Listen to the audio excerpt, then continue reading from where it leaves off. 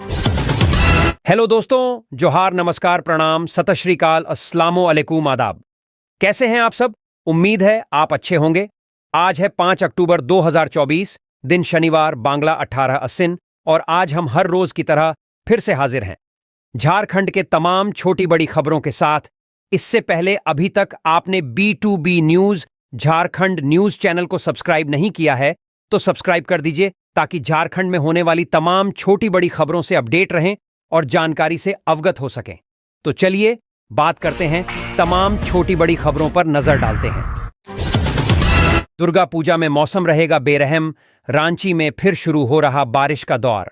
झारखंड की राजधानी रांची में 4 अक्टूबर शुक्रवार से बारिश का सिलसिला एक बार फिर शुरू हो चुका है, जो नवरात्रि के दौरान कई दिन तक जारी रहेगा। मौसम विज्ञान विभाग यानी IMD के अनुसार इस सप्ताह रांची में कुल 66.8 मिलीमीटर बारिश होने के आसार हैं। इससे ठंड का एहसास भी होने लगेगा, छाए रहेंगे बादल। मौसम विभाग के मुताबिक 8 किलोमीटर प्रति घंटे की रफ्तार से हवाएं चलेंगी। इससे बादलों के घनत्व का मान 7 रह सकता है। उम्मीद है कि आसमान में बादल छाए हुए रहेंगे। अधिकतम आर्द्रता 88% और न्यूनतम आर्द्रता 57% रह सकता है।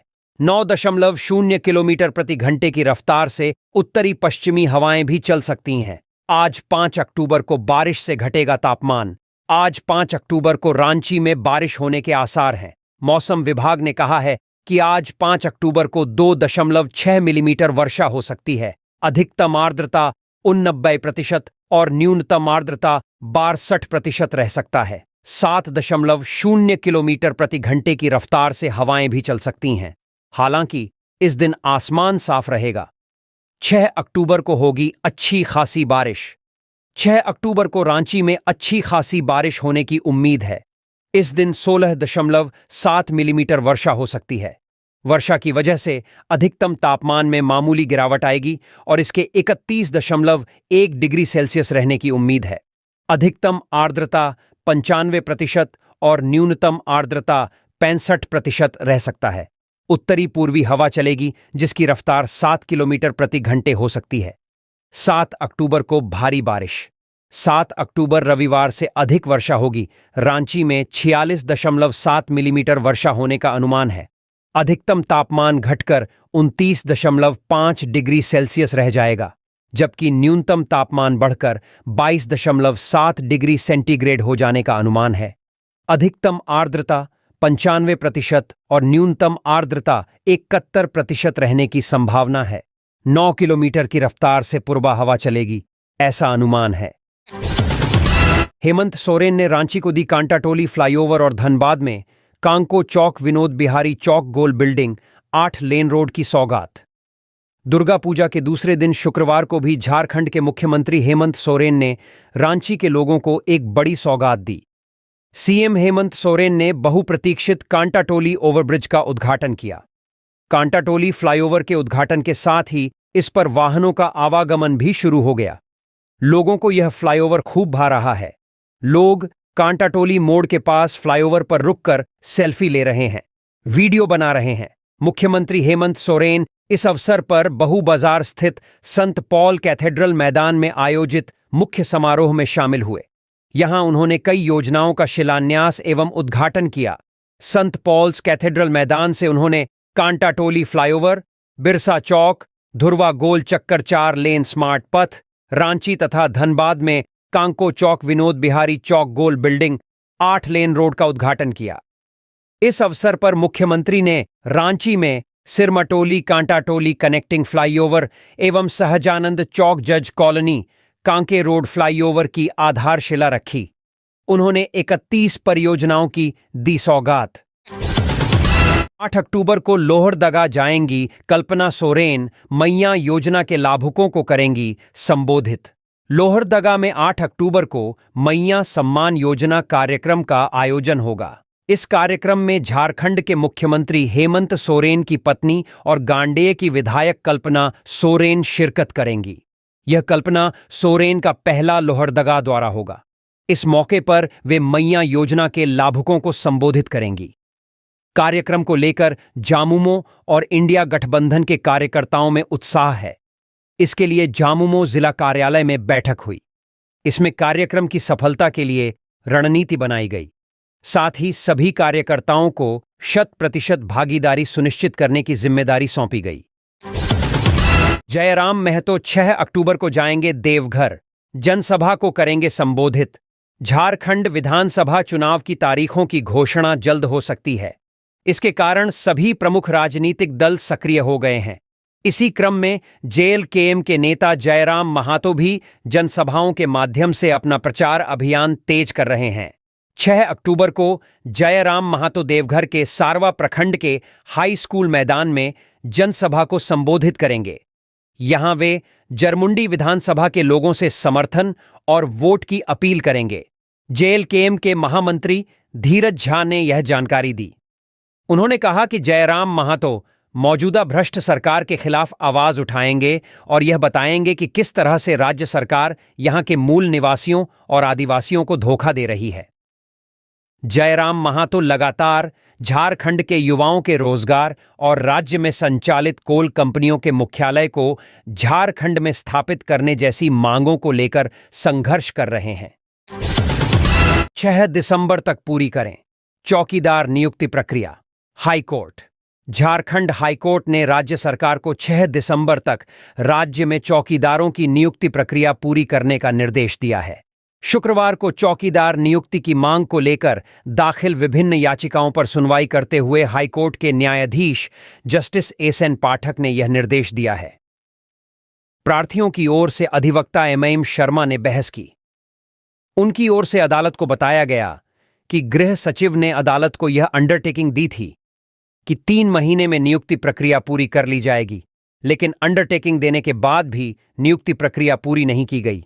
बता दें कि राज्य भर में कुल 4,861 चौकीदारों की नियुक्ति होनी है, लेकिन नियुक्ति प्रक्रिया में देर के विरुद्ध हाईकोर्ट का दरवाजा खटखटाया गया है। राष्ट्रीय अनुसूचित जनजाति आयोग की बैठक में बोकारो स्टील प्लांट के मुद्दों पर चर्चा दिए निर्देश।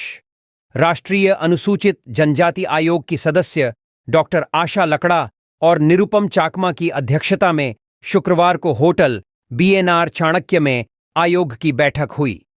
इस बैठक में बोकारो स्टील प्लांट से संबंधित विभिन्न मुद्दों पर चर्चा की गई। बैठक में बोकारो स्टील प्लांट के अधिकारियों को आयोग ने निर्देश दिया कि वे विस्थापितों के बच्चों को शिक्षा, स्वास्थ्य, स्किल डेवलपमेंट और पोषण से संबंधित लाभ उपलब्ध कराएं।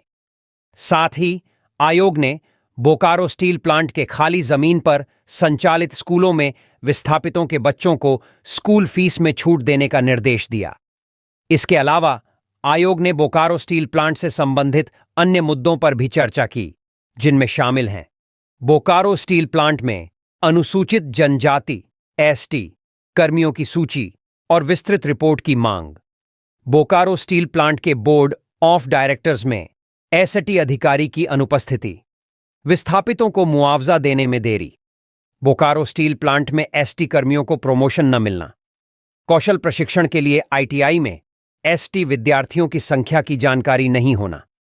आयोग ने इन सभी मुद्दों पर डांटा और पूरी जानकारी मांगी है और बोकारो स्टील प्लांट के अधिकारियों को निर्देश दिया है कि वे इन मुद्दों का समाधान करें। 1,530 उपभोक्ताओं का बिजली बिल माफ, मिला प्रमाण पत्र। मुख्यमंत्री ऊर्जा खुशहाली योजना के तहत जिले में 1,530 उपभोक्ताओं का बिजली बिल माफ, मिला प्रमाण पत्र। 30 उपभोक्ताओं को बिजली बिल माफी का प्रमाण पत्र जेबीवीएनएल ने सौंपा। देवघर डिवीजन अंतर्गत कुल 593 उपभोक्ताओं को बिजली बिल माफी हुआ। इसमें देवघर सब डिवीजन में 58, मोहनपुर पीएसएस में 135, जसीडीह सब डिवीजन ऑफिस में 120, देवीपुर पीएसएस में 280 उपभोक्ताओं का बकाया बिजली बिल माफ हुआ है। मधुपुर डिवीजन अंतर्गत कुल 536 उपभोक्ताओं को बिजली बिल माफी का प्रमाण पत्र दिया गया। इसमें मार्गोमुंडा प्रखंड अंतर्गत आयोजित कैंप में 263 और करौ प्रखंड अंतर्गत 273 बिजली बिल माफी का लाभ पाने वाले लाभुकों को प्रमाण पत्र सौंपा गया।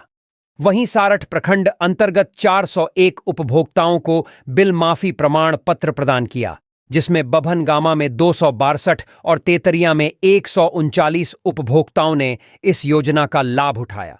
इस प्रकार कुल 1530 बिजली उपभोक्ताओं को बिल माफी का प्रमाण पत्र सौंपा गया। दुबई के अधिवेशन में शोध पत्र प्रस्तुत करेंगे डॉक्टर पृथ्वीराज नायक। देवघर कॉलेज के भौतिकी विभाग के सहायक प्राध्यापक डॉक्टर पृथ्वीराज नायक का चयन study of viral coefficient of polymer solution science विषय पर किया गया है। World Congress on applied science के द्वारा 14 से 15 अक्टूबर को दुबई अधिवेशन का आयोजन किया गया है। इसमें डॉक्टर नायक अपना शोध पत्र प्रस्तुत करेंगे।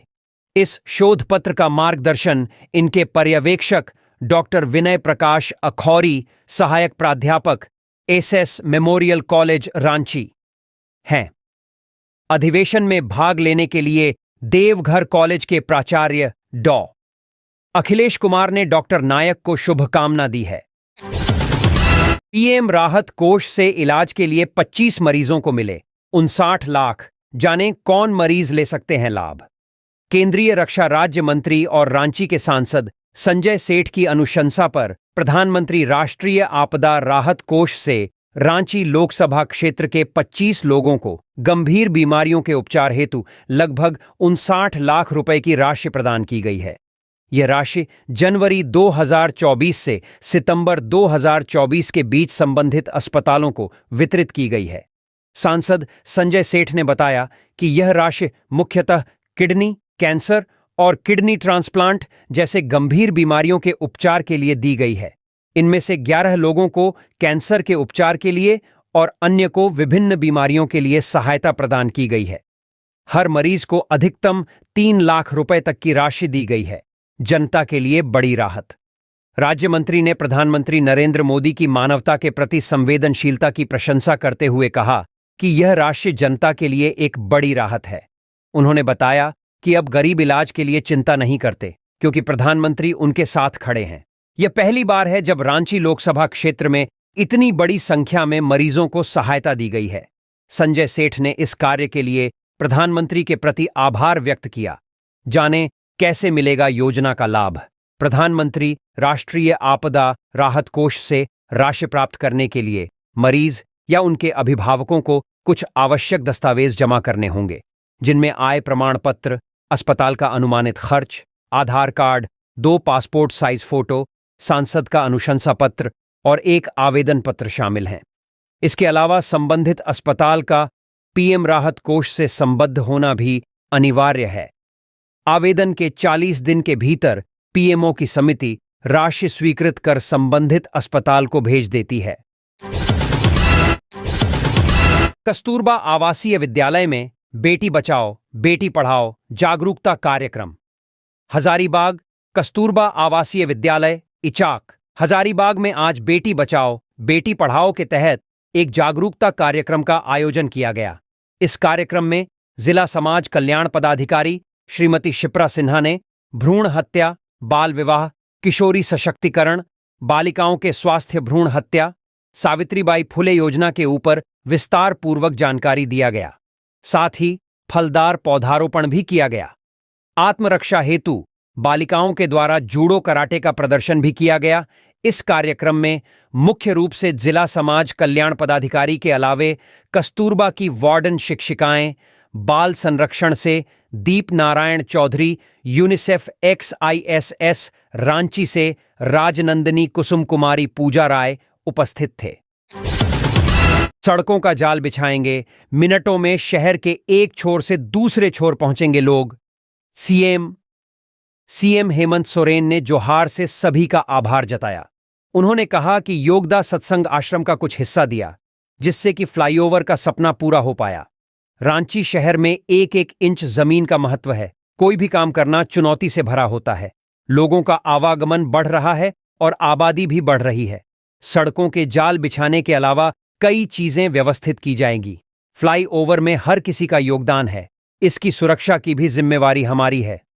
एक ऐसा पुल बन रहा है जो अपने आप में कुछ अलग होगा। सिरमटोली फ्लाईओवर और कांटाटोली फ्लाईओवर। 1.5 साल में ये दोनों पुल जुड़ जाएंगे। आने वाले समय में ये पुल लोगों को जाम से मुक्ति दिलाएगा। जब ये पुल जुड़ेंगे तो मेकॉन चौक से कोकर मिनटों में लोग पहुंचेंगे। उन्होंने कहा कि केंद्रीय रक्षा राज्य मंत्री अच्छी चीजें गिना रहे हैं। रेलवे स्टेशन का विकास, मंदिरों का विकास करने की बात की जा रही है। लेकिन कुछ चीजें हैं जिसका ध्यान रखने की जरूरत है। पर्यावरण का भी ध्यान रखना है, जिससे कि आने वाली पीढ़ियों को परेशानी न हो। सीएम ने कहा कि हमने योजना शुरू की थी, पेड़ लगाने वाले को 5 यूनिट फ्री बिजली देंगे। आज 200 यूनिट तो हमने बिजली फ्री कर दिया है। इसलिए फूल के पौधे न लगाकर बड़े पेड़ लगाए। उन्होंने कहा कि 1000 से ज्यादा लोग जहां रहेंगे वहां सॉलिड वेस्ट मैनेजमेंट की व्यवस्था विभाग करेगा। विकास का पैमाना खींचने से पहले पर्यावरण का भी ध्यान रखना होगा। इससे पहले केंद्रीय रक्षा राज्य मंत्री संजय सेठ ने कहा कि फ्लाईओवर से विकास को गति मिलेगी। सरकार शहर में हमें खाली जमीनें उपलब्ध कराए तो विकास के नए आयाम गढ़ेंगे। उन्होंने सॉलिड वेस्ट प्लांट के उद्घाटन का जिक्र करते हुए कहा कि झारखंड के मुख्यमंत्री से यह आग्रह होगा कि इस तरह के प्लांट जमशेदपुर, धनबाद और बड़े शहरों में बनाए, जिससे कि वहां का कूड़ा उसी में डिस्पोज किया जा सके। 15 महिलाओं से छीनी सोने की चेन, मास्टरमाइंड समेत 4 गिरफ्तार। राजधानी रांची में महिलाओं से सोने की चेन झपटने वाले गिरोह का रांची पुलिस ने खुलासा किया है। कोतवाली थाना की पुलिस ने इस गिरोह के 3 गुर्गों को पकड़ा है, जिसमें मास्टरमाइंड जफर खान उर्फ शाहिद और ज्वेलरी कारोबारी आनंद कुमार उर्फ गोल्डी भी शामिल हैं। वहीं गिरोह के सक्रिय सदस्य पंकज कुमार महातो और दीपक महातो को भी पुलिस ने दबोचा है। यह जानकारी सिटी एसपी राजकुमार मेहता ने शुक्रवार को प्रेसवार्ता में दी। उन्होंने कहा कि कोतवाली डीएसपी प्रकाश सोय के नेतृत्व में एसआईटी ने गिरोह के सदस्यों को अलग अलग जगहों से पकड़ा है। इन लोगों के पास से पुलिस ने पल्सर बाइक, मोबाइल और 14 ग्राम सोना जब्त किया है। 1.5 दर्जन से ज्यादा मामलों में संलिप्त है मास्टरमाइंड जफर। सिटी एसपी ने कहा कि तीनों अपराधियों ने राजधानी में 15 जगहों पर बीते दिनों हुई छिनतई की घटना में अपनी संलिप्तता को स्वीकार किया है। इन अपराधियों का पहले से आपराधिक इतिहास रहा है। सबसे ज्यादा गिरोह का मास्टरमाइंड जफर खान के खिलाफ मामले दर्ज हैं। जफर के खिलाफ बरियातू, कांके, सदर, गोंदा, कांके, जगन्नाथपुर और रामगढ़ थाना में मामला दर्ज है। निलंबित आईएएस अधिकारी पूजा सिंघल ने जब्त दस्तावेज का कोर्ट में किया अवलोकन। मनरेगा घोटाले के जरिए अवैध कमाई करने और उन पैसों की मनी लॉन्ड्रिंग मामले की आरोपित निलंबित आईएएस पूजा सिंघल ने शुक्रवार को ईडी की ओर से जब्त दस्तावेज का पी कोर्ट रूम में बैठकर अवलोकन किया। उनके साथ जमानत पर चल रहा आरोपित अभिषेक झा का सीए सुमन कुमार ने भी साथ में दस्तावेज को पढ़ा और कुछ बिंदुओं को नोट किया। पूजा सिंघल की ओर से पिछले दिनों एक याचिका दाखिल कर कोर्ट से अनुरोध किया था कि ईडी ने अनुसंधान के क्रम में कई और दस्तावेज बरामद किया है, जो दाखिल चार्जशीट में और आपूर्ति किए गए पुलिस पेपर में नहीं है। ऐसे बरामद दस्तावेज को अवलोकन करने की अनुमति दी जाए। अदालत में उसकी ओर से दाखिल याचिका पर सुनवाई के बाद पूजा सिंघल की ओर से दाखिल याचिका को पीएमएलए के विशेष न्यायाधीश पीके शर्मा की कोर्ट ने स्वीकार किया। अदालत के स्वीकार करने के बाद ईडी ने उन दस्तावेज को कोर्ट में जमा किया। पूजा सिंघल को उन दस्तावेज को देखने के लिए जेल से कोर्ट लाया गया, जहां बैठकर उन दस्तावेजों का अवलोकन किया। साथ ही अपने अधिवक्ता से इस पर जिक्र किया। उल्लेखनीय है कि ईडी ने 5 मई 2022 को पूजा सिंघल के 25 ठिकानों पर छापेमारी की थी। इसके बाद ईडी ने पूजा सिंघल और सीए सुमन सिंह को गिरफ्तार किया था। झारखंड विधानसभा चुनाव की तैयारियों को लेकर पुलिस पदाधिकारियों का प्रशिक्षण कार्यक्रम। विधानसभा चुनाव को लेकर झारखंड पुलिस को चुनाव मोड में लाने की तैयारी शुरू हो गई है। जल्द ही झारखंड में आचार संहिता लग सकती है। इसे देखते हुए 4 अक्टूबर शुक्रवार को सभी रेंज के डीआईजी और जिलों के एसपी के लिए एक दिवसीय प्रशिक्षण कार्यक्रम का आयोजन किया गया है। प्रशिक्षण कार्यक्रम चुनाव आयोग के निर्देश पर आयोजित किया जा रहा है। धुर्वा स्थित मुख्य निर्वाचन पदाधिकारी कार्यालय में प्रशिक्षण कार्यक्रम दिन के 11 बजे से शाम के 5:30 बजे तक चला। निर्वाचन पदाधिकारी के रवि कुमार और आईजी अभियान एवी होमकर पुलिस अधिकारियों को प्रशिक्षण दिए गए। निर्वाचन आयोग के मैनुअल के तहत प्रशिक्षण दिया गया। विधानसभा चुनाव स्वच्छ, निष्पक्ष, भयमुक्त और शांतिपूर्ण वातावरण में कराया जाना है। इसके लिए भारत निर्वाचन आयोग नई दिल्ली से जारी मैनुअल के तहत ही प्रशिक्षण पर जोर दिया जा रहा है। प्रशिक्षण कार्यक्रम में पुलिस अधिकारियों को मतदान कर्मियों की सुरक्षा से लेकर बूथ की निगरानी तक की रणनीति से अवगत कराया जाएगा। उन्हें मतदान सामग्री की सुरक्षा, असामाजिक तत्वों, उपद्रवियों से निपटने के तरीके भी बताए जाएंगे। मतदाताओं को असुविधा न हो, उन्हें कोई मतदान से वंचित न कर पाए और कोई उन्हें अपने पक्ष में मतदान के लिए कोई दबाव बनाए तो वैसे लोगों से कैसे निपटना है, इससे संबंधित प्रशिक्षण दिया जाएगा। प्रशिक्षण कार्यक्रम में शामिल हुए पुलिस अधिकारी। प्रशिक्षण कार्यक्रम में आईजी एवी होमकर, डीआईजी धनंजय सिंह, इंद्रजीत मेहता, अश्विनी कुमार सिन्हा, अनूप बिरथरे, सुनील भास्कर, संजीव कुमार, सुरेंद्र कुमार झा, चौथे मनोज रतन, वाईएस रमेश सहित सभी जिलों के एसपी, एसएसपी शामिल हुए। नामकुम स्टेशन के पास गुफा वाले पंडाल का हो रहा निर्माण। राजधानी रांची में दुर्गा पूजा को लेकर सभी पंडालों का निर्माण अंतिम चरण में है। यहां एक से बढ़कर एक पंडाल का निर्माण हो रहा है। कई पंडालों के पट शनिवार को खुल जाएंगे। नामकुम स्टेशन खटाल के समीप जय माता दी क्लब दुर्गा पूजा समिति इस वर्ष कुछ अलग अंदाज में पंडाल का निर्माण कर रही है। इसके अलावा मूर्तियों को भी कुछ अलग रूप देने का प्रयास की गई है। पंडाल के रूप में एक गुफा तैयार की जा रही है। पंडाल के अंदर मां दुर्गा सहित अन्य भगवान की मूर्तियां लालटेन के अंदर रखी गई हैं। पंडाल के सबसे ऊपरी छोर पर 16 फीट की मां शेरावाली, भोले बाबा एवं बजरंगबली भक्तों को आशीर्वाद देते नजर आएंगे। पंडाल के मुख्य द्वार के ठीक सामने 10 फीट की कृष्ण भगवान की मूर्ति है जो बांसुरी बजाते नजर आएंगे। बांसुरी की धुन पर 14 गोमाता को झूमते हुए दर्शाया जा रहा है। इन अद्भुत दृश्य के अलावा पंडाल के अंदर रोचक मूर्तियां दिखेंगी। क्लब के अध्यक्ष विनोद सिंह ने शुक्रवार को कहा कि पूजा पंडाल के समीप दान पेटी लगाई जाएगी। भक्तों द्वारा जो भी पैसा दान किया जाएगा उस पैसे को क्षेत्र के किसी भी गरीब परिवार के बच्ची के शादी में सहयोग के रूप में दिया जाएगा। खूंटी के खिलाड़ियों को मंत्री ने नकद पुरस्कार देकर किया सम्मानित। झारखंड खेल विभाग ने शुक्रवार को रांची के डोरंडा स्थित शौर्य सभागार में खिलाड़ी का सम्मान नकद पुरस्कार राशि वितरण कार्यक्रम का आयोजन किया। इस समारोह में मुख्य अतिथि खेल मंत्री मिथिलेश ठाकुर, खेल सचिव मनोज कुमार और खेल निदेशक संदीप कुमार ने खिलाड़ियों के बीच इनामी राशि का वितरण किया। 21 खेलों के खिलाड़ी को मिली इनामी राशि। उक्त समारोह में 21 खेलों में पदक जीतने वाले 529 खिलाड़ियों को इनामी राशि से सम्मानित किया गया। इस दौरान खिलाड़ियों के बीच लगभग 4,03,290 रुपये की इनामी राशि का वितरण हुआ। इस कार्यक्रम में दीपिका कुमारी, अंकिता भक्त, नारायण महतो और सिंपा मिंज को 7 से 7 लाख रुपये की राशि प्रदान की गई। इस मौके पर खेल मंत्री मिथिलेश ठाकुर ने झारखंड खेल प्राधिकरण की नई वेबसाइट का अनावरण भी किया। कार्यक्रम के दौरान खेल मंत्री ने अपने संबोधन में खिलाड़ियों को हमेशा मदद करने की बात कही। उन्होंने कहा कि विभाग लगातार खिलाड़ियों को बेहतर सुविधाएं मुहैया कराने के लिए प्रयास कर रहा है। इसके अलावा समय पर खेल उपकरण और इनामी राशि का वितरण हो पाए, इसे भी सुनिश्चित करने का प्रयास कर रहा है। ठाकुर ने कहा कि सीएम हेमंत सोरेन खेल के विकास को लेकर प्रतिबद्ध हैं और वह हमेशा खिलाड़ियों के लिए बातें करते हैं। इस कार्यक्रम में रांची डीएसओ शिवेंद्र कुमार, रूपा रानी, खेल विभाग के अधिकारी, स्पोर्ट्स कोऑर्डिनेटर समेत सभी कर्मचारी और खिलाड़ी मौजूद रहे। राज्यपाल से केंद्रीय कृषि मंत्री ने की मुलाकात। राज्यपाल संतोष कुमार गंगवार से शुक्रवार को केंद्रीय ग्रामीण विकास और कृषि एवं किसान कल्याण मंत्री शिवराज सिंह चौहान ने राजभवन में मुलाकात की। इसे शिष्टाचार मुलाकात बताया गया।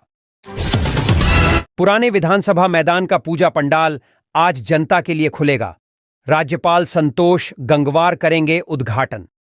श्री राम लल्ला पूजा समिति रांची के सानिध्य में पुराना विधानसभा मैदान धुरवा में अयोध्या के नवनिर्मित श्री राम मंदिर का प्रारूप बनाया जा रहा है। यह पंडाल अयोध्या धाम के श्री राम लल्ला के मंदिर जैसा दिखेगा। मंदिर के प्रारूप के स्तंभ, शिखर एवं अन्य डिजाइनों का निर्माण अयोध्या के प्रारूप जैसा है।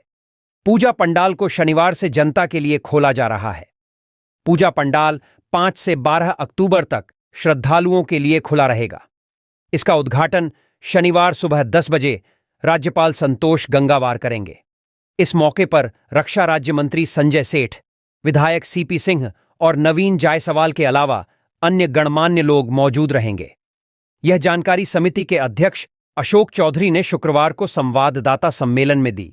चौधरी ने कहा कि पंडाल की लंबाई 170 फीट और चौड़ाई 120 फीट सहित पंडाल की 120 फीट ऊंचाई ने भव्य रूप ले लिया है। प्रत्यक्ष परोक्ष रूप से अयोध्या में स्थापित भगवान श्रीराम की प्रतिमा जैसी रहेगी। लोग पंडाल में आकर अयोध्या धाम के श्रीराम मंदिर के प्रारूप का दर्शन प्रतिपदा से पूरे नवरात्र में लगातार कर सकेंगे। उन्होंने कहा कि धुर्वा वासियों के द्वारा काफी उत्साह के साथ समिति को पूर्ण सहयोग प्राप्त हो रहा है। सुरक्षा की दृष्टिकोण से पूरे मैदान में सीसीटीवी कैमरा भी लगाया गया है। सुरक्षा में 50 से ज्यादा प्राइवेट सिक्योरिटी पंडाल में अपनी सेवा देंगे। संवाददाता सम्मेलन में समिति महासचिव कुणाल अजमानी, प्रेमचंद श्रीवास्तव, प्रकाश ढेलिया, रोहित अग्रवाल, रोहित पांडेय, धीरज तनेजा समेत अन्य पदाधिकारी मौजूद थे। डीजीपी अजय कुमार सिन्हा को हटाने की इतनी जल्दी क्या थी? यूपीएससी ने सरकार से पूछा। झारखंड में पुलिस महानिदेशक डीजीपी के पद पर नियमित पदस्थापन को लेकर संघ लोक सेवा आयोग यूपीएससी को भेजे गए भारतीय पुलिस सेवा आईपीएस के अधिकारियों के पैनल पर यूपीएससी ने सवाल उठा दिया है। 2 साल के भीतर झारखंड के नियमित डीजीपी अजय कुमार सिन्हा को हटाकर गत 26 जुलाई को अनुराग गुप्ता को प्रभारी डीजीपी बनाए जाने के मामले पर आयोग ने सरकार को नोटिस भेजा है। समय पूर्व पैनल पर सवाल उठाते हुए यूपीएससी ने राज्य सरकार को नोटिस भेजकर पूछा है कि 1989 बैच के आईपीएस अधिकारी अजय कुमार सिंह को किस परिस्थिति में डीजीपी के पद से हटाया गया है। प्रकाश सिंह बनाम भारत संघ के फैसले में सर्वोच्च न्यायालय ने डीजीपी का कार्यकाल कम से कम 2 साल रखने संबंधित आदेश जारी किया था। हटाए गए अजय कुमार सिन्हा का नाम यूपीएससी को फिर से पैनल के लिए भेज दिया गया।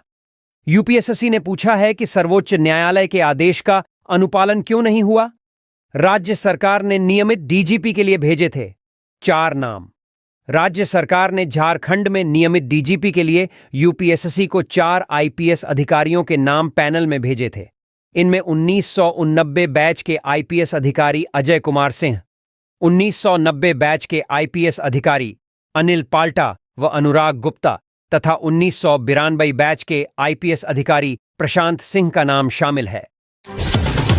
छात्रों को सपने पूरे करने में कोई रुकावट नहीं आने देंगे। सुदेश महतो। शिक्षा के क्षेत्र में गुणात्मक सुधार के लिए हम पूरी प्रतिबद्धता के साथ कार्य कर रहे हैं। क्षेत्र के बच्चों को अपने सपने पूरे करने में किसी भी प्रकार की कोई बाधा न आए, यह हमारी प्राथमिकता है। इसी कड़ी में हाई स्कूल के बच्चों के लिए मध्याह्न भोजन योजना की शुरुआत की जा रही है। आर्थिक रूप से कमजोर परिवार के बच्चों के लिए यह किचन वरदान साबित होगा।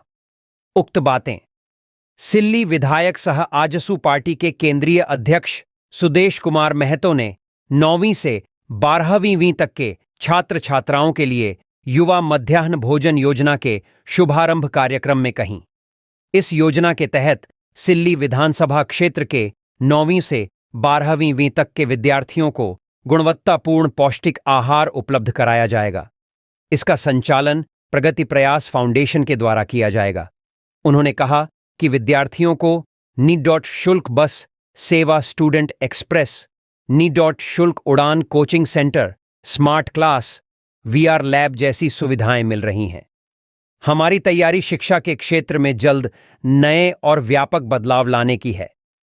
हम यह विश्वास दिलाते हैं कि किसी भी वजह से उनके बच्चों की पढ़ाई में कोई रुकावट नहीं आएगी।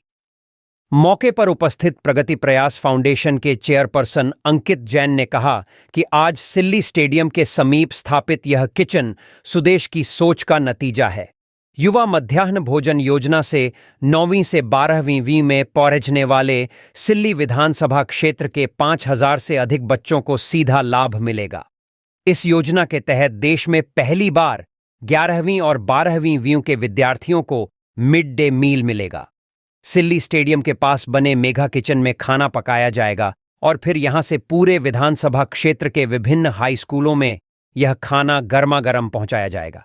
इस अवसर पर आजसू पार्टी के केंद्रीय संगठन सचिव जयपाल सिन्हा, सचिव सुनील सिंह, संजय सिद्धार्थ, सुशील महतो, चितरंजन महतो, गौतम कृष्ण साहू, जिप उपाध्यक्ष वीणा चौधरी, जितेंद्र बड़ाइक, आरती देवी, सुसैन प्रमाणिक, रंग बहादुर महतो, बबलू खान इत्यादि मुख्य रूप से उपस्थित थे। भाजपा ने झारखंड की आर्थिक, सामाजिक और राजनीतिक व्यवस्था को खोखला कर दिया। बंधु तिर्की। प्रदेश कांग्रेस के कार्यकारी अध्यक्ष बंधु तिर्की ने प्रेस कॉन्फ्रेंस में कहा कि झारखंड के विकास पर छाए लंबे ग्रहण का कारण है भाजपा का झूठ, छल प्रपंच, कपटपूर्ण और भ्रष्टाचार से भरा पूरा राजनीतिक नजरिया। ये सभी समस्याओं की जड़ डीडीएच में है। तिर्की ने कहा कि 15 नवंबर 2000 को प्रदेश गठन के बाद 24 साल पूरे होने को आए हैं और अब झारखंड अपने रजत जयंती जैसे महत्वपूर्ण वर्ष में प्रवेश करेगा। इस युवावस्था में जहां अपने पैरों पर खड़े होने के विषय में सभी लोग बेहद गंभीरता के साथ सोचते हैं, वहीं यह दुर्भाग्य की बात है कि सामाजिक आर्थिक विकास के मामले में आज भी झारखंड देश के पिछड़े प्रदेशों में शामिल है। तिर्की ने कहा कि पिछले 24 साल में 17 साल भाजपा का शासन रहा और उसने इस दौरान झारखंड की आर्थिक, सामाजिक एवं राजनीतिक व्यवस्था को खोखला कर दिया है।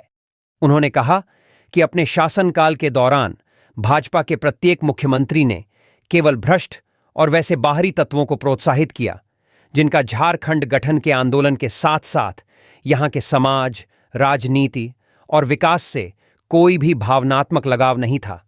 उन्होंने कहा कि हालांकि पिछले 5 साल के अपने कार्यकाल के दौरान मुख्यमंत्री हेमंत सोरेन के नेतृत्व में काम कर रही इंडिया गठबंधन की सरकार ने उस वातावरण को परिवर्तित करने का बहुत अधिक प्रयास किया, लेकिन हेमंत सरकार को शुरू से ही प्रत्यक्ष परोक्ष रूप से केंद्र सरकार, भाजपा नेताओं एवं केंद्र सरकार की एजेंसियों के द्वारा अस्थिर करने का प्रयास किया जाता रहा है, जो किसी से भी छुपा हुआ नहीं है।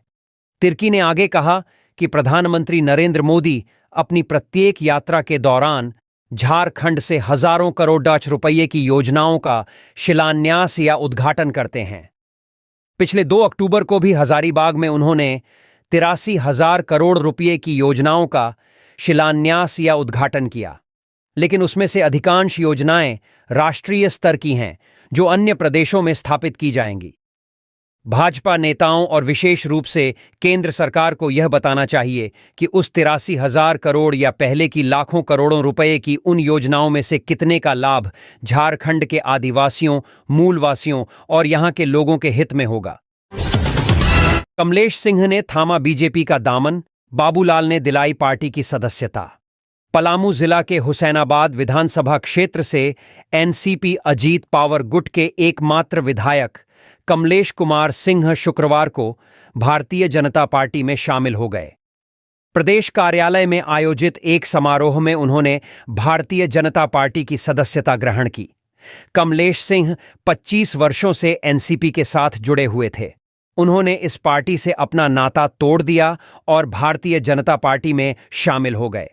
कमलेश सिंह हुसैनाबाद से 2 बार विधानसभा का चुनाव जीत चुके हैं। उनके साथ उनके बेटे सूर्या सोनम ने भी भाजपा की सदस्यता ग्रहण की। प्रदेश भाजपा अध्यक्ष बाबूलाल मरांडी और असम के मुख्यमंत्री और भाजपा के चुनाव सह प्रभारी हिमंता बिस्वा शर्मा और रविंद्र पांडेय ने सदस्यता ग्रहण कराई। सदस्यता ग्रहण समारोह में हुसैनाबाद हरिहरगंज क्षेत्र से हजारों की संख्या में लोग आए थे। एचईसी स्थित अपने सरकारी आवास से कमलेश सिंह हजारों समर्थकों और वाहनों के काफिले के साथ प्रदेश भाजपा कार्यालय पहुंचे। यहां भी उनके समर्थक बड़ी संख्या में पहले से मौजूद थे। मिलन समारोह के कारण भाजपा कार्यालय के पास घंटों जाम लगा रहा। इस मौके पर कमलेश सिंह ने कहा कि प्रधानमंत्री नरेंद्र मोदी और केंद्रीय गृह मंत्री अमित शाह सहित अन्य भाजपा नेताओं और पार्टी की नीतियों से प्रभावित होकर भाजपा में शामिल हो रहे हैं। भाजपा में उनके शामिल होने पर स्थानीय नेताओं की ओर से विरोध के सवाल पर होने पर कहा कि कुछ लोग विरोध कर रहे हैं, लेकिन वे भी मान जाएंगे। उनका विरोध स्वाभाविक है। सरकार मोरहाबादी मैदान को बड़ा करने के लिए सेना की जमीन को कहीं और हस्तांतरित करने का प्रस्ताव भेजे। संजय सेठ। केंद्रीय रक्षा राज्य मंत्री संजय सेठ ने कहा कि रांची शहर के 18 लाख लोग लगातार बाट जोह रहे थे कि रांची की तकदीर और तस्वीर बदलनी चाहिए। हम सभी प्रयास कर रहे हैं कि रांची एक आदर्श राजधानी बने। 9 करोड़ की लागत से रांची, हटिया और पिस्कानगढ़ी रेलवे स्टेशन को विश्व स्तरीय बनाने की योजना पर काम शुरू हुआ। मेरे आग्रह पर सॉलिड वेस्ट की 40 करोड़ योजना का शिलान्यास किया गया। मुख्यमंत्री से आग्रह है कि ऐसे सॉलिड वेस्ट मैनेजमेंट अन्य शहरों में भी बने ताकि शहर से निकलने वाले कचरे से ऑर्गेनिक खाद मिल सके। कहा कि पहाड़ी बाबा और जगन्नाथ मंदिर का सौंदर्यीकरण होगा। पहाड़ी मंदिर पहाड़ नहीं, मिट्टी का टिला है। उसका 5 करोड़ में सौंदर्यीकरण होगा। रांची को इंटरनेशनल एयरपोर्ट बनाने का प्रयास किया जा रहा है। सेना की 72 एकड़ जमीन खाली है। वह जमीन जल्द से जल्द एयरपोर्ट को मिल जाए। रांची का मोरहाबादी मैदान ऐतिहासिक है। राज्य सरकार सेना के लोगों को कहीं और जमीन मुहैया कराए ताकि मैदान बड़ा हो जाए। अगर सरकार ऐसा प्रस्ताव भेजती है तो हम उसका अनुमोदन करा देंगे। निर्वाचन कार्य से जुड़े पुलिस पदाधिकारियों के लिए ट्रेनिंग अनिवार्य। रवि कुमार। मुख्य निर्वाचन पदाधिकारी के रवि कुमार ने कहा कि स्वच्छ, निष्पक्ष एवं शांतिपूर्ण निर्वाचन के संचालन एवं प्रबंधन में पुलिस के पदाधिकारी महती भूमिका निभाते हैं। इसलिए प्रिसाइडिंग ऑफिसर और पोलिंग ऑफिसर की तरह निर्वाचन कार्य से जुड़े पुलिस के हरेक स्तर तक के पदाधिकारियों के लिए मैनुअल तैयार करते हुए उनकी ट्रेनिंग कराना सुनिश्चित करना है। रवि कुमार ने कहा कि इस ट्रेनिंग से ड्यूटी पर लगे पदाधिकारियों को उनके कर्तव्य के निर्वहन में स्पष्टता आएगी। साथ ही वे अपनी जिम्मेदारियां तत्परता से निभा सकेंगे और उन्हें यह मालूम रहेगा कि निर्वाचन प्रक्रिया के दौरान क्या करना है और क्या नहीं। वे आज राज्य के सभी वरीय पुलिस पदाधिकारियों के लिए आयोजित एक दिवसीय प्रशिक्षण सत्र को निर्वाचन सदन स्थित सभागार में संबोधित कर रहे थे। इस दौरान पश्चिम बंगाल के मुख्य निर्वाचन पदाधिकारी आरिज आफताब ने पदाधिकारियों को चुनाव की घोषणा से पूर्व प्रारंभिक कार्य एवं मतदान केंद्रों का वर्गीकरण, वल्नरेबिलिटी का मूल्यांकन और क्रिटिकल विश्लेषण के विषयों एवं मतदान पूर्व, मतदान दिवस और मतदान के पश्चात की अवधि के लिए सुरक्षा व्यवस्था के विषयों पर बिंदुवार विस्तृत रूप से रेखांकित किया। तमिलनाडु के मुख्य निर्वाचन पदाधिकारी सत्यव्रत साहू ने प्रशिक्षण सत्र में केंद्रीय अर्धसैनिक बलों की तैनाती की जरूरतों का आकलन, स्थानीय पुलिस पदाधिकारियों से उनके समन्वय एवं राज्य के पुलिस बल के साथ उनकी तैनाती से संबंधित विषयों को रेखांकित किया। साथ ही उनसे संबंधित स्थानीय पुलिस पदाधिकारियों की भूमिका को बताया। निर्वाचन के दौरान कानून व्यवस्था, जिसमें एमसीसी एवं व्यय निगरानी, नवाचार एवं सुधार से संबंधित प्रासंगिक मुद्दों पर भी व्यापक रूप से चर्चा की गई। प्रशिक्षण कार्यक्रम में राज्य के पदाधिकारियों से फीडबैक प्राप्त करते हुए उनकी शंकाओं का समाधान भी किया गया। इस अवसर पर राज्य पुलिस नोडल पदाधिकारी एवी होमकर, राज्य सीएपीएफ के nodal DIG Indrajit Mahatha, police headquarter के निर्वाचन सेल के डीआईजी धनंजय कुमार सिन्हा, रांची, हजारीबाग, चाईबासा, पलामू, बोकारो एवं दुमका प्रक्षेत्र के डीआईजी, सभी जिलों के वरीय पुलिस अधीक्षक, जिलों के निर्वाचन प्रकोष्ठ के प्रभारी पुलिस उपाधीक्षक सहित मुख्य निर्वाचन कार्यालय के पदाधिकारी उपस्थित थे।